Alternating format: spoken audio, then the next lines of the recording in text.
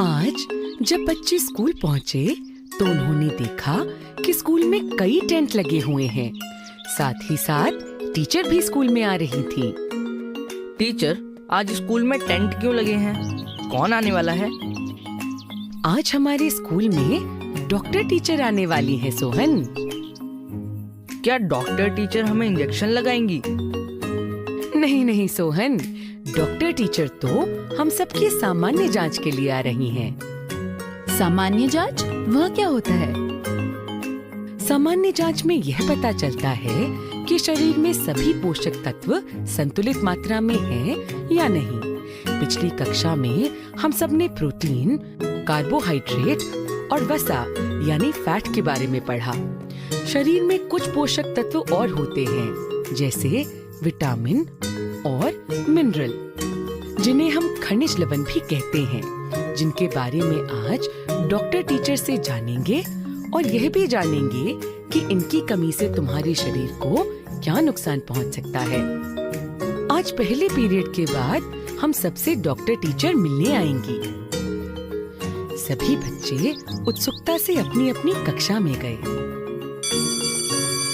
Good morning. आप सब कैसे हैं? अच्छे हैं। तो आज हम आप सबकी सामान्य जांच करेंगे। आप सभी लाइन बनाकर अपनी जांच करवाएंगे। पहले आप अपनी लंबाई और वजन चेक करवाएंगे।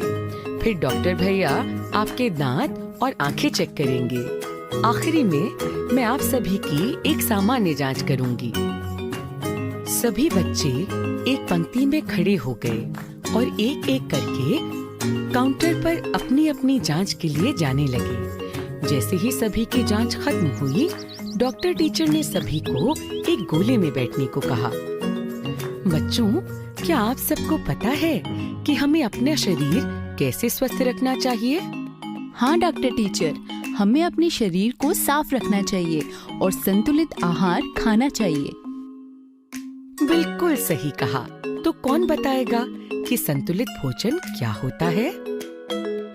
डॉक्टर टीचर, संतुलित भोजन मतलब हमारे भोजन में हर प्रकार के पोषक तत्व होने चाहिए, जैसे प्रोटीन, वसा एवं कार्बोहाइड्रेट्स। बिल्कुल सही कहा सोहन।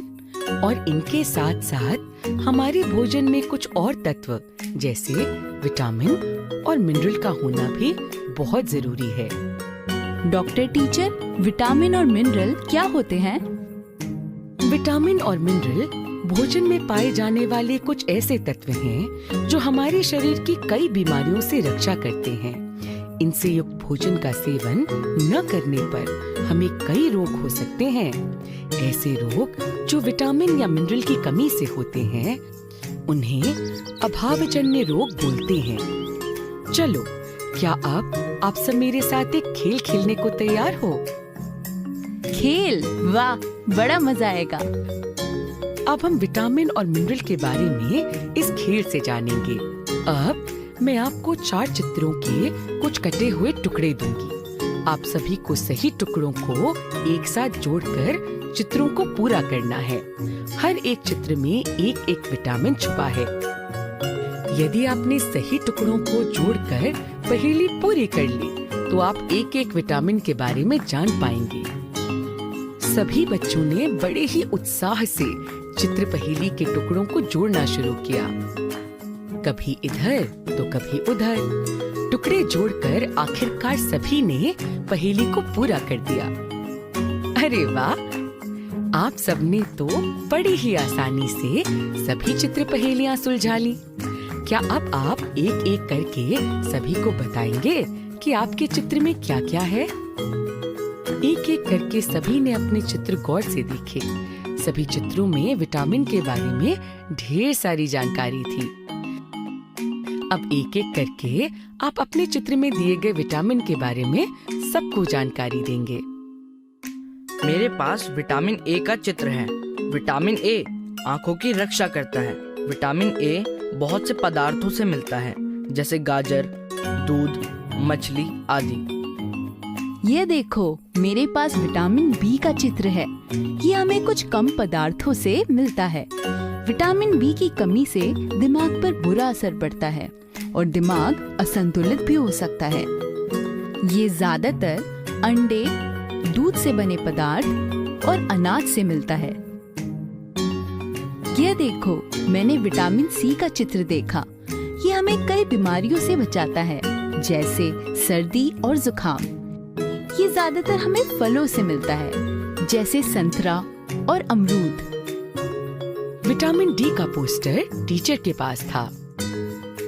आपके पास कौन सा चित्र है? विटामिन डी यह हमारी हड्डियों एवं दांतों को मजबूत बनाने में मदद करता है। यह हमें सूरज की धूप, दूध एवं दूध से बने पदार्थों में मिलता है। अगर मौसम अच्छा हो तो हमें कम से कम आधा घंटा रोज सूरज की धूप में बिताना चाहिए। बच्चों, तो आज हमने डॉक्टर दीदी से क्या-क्या सीखा?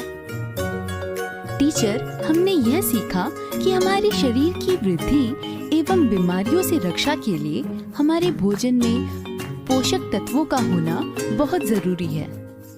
और हमने यह भी सीखा कि यदि ये सब तत्व हमारे भोजन में ना हो तो हमें इनकी कमी के कारण बीमारियां भी हो सकती हैं, जैसे विटामिन ए की कमी से आँखों का कमजोर होना, विटामिन बी की कमी से दिमाग पर असर पड़ता है और वह असंतुलित भी हो सकता है।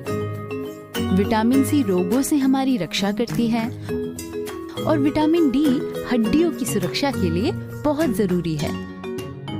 बहुत अच्छे बच्चों, और ऐसी बीमारियां जो किसी पोषक तत्व की कमी से हों, उन्हें अभावजन्य रोग कहते हैं।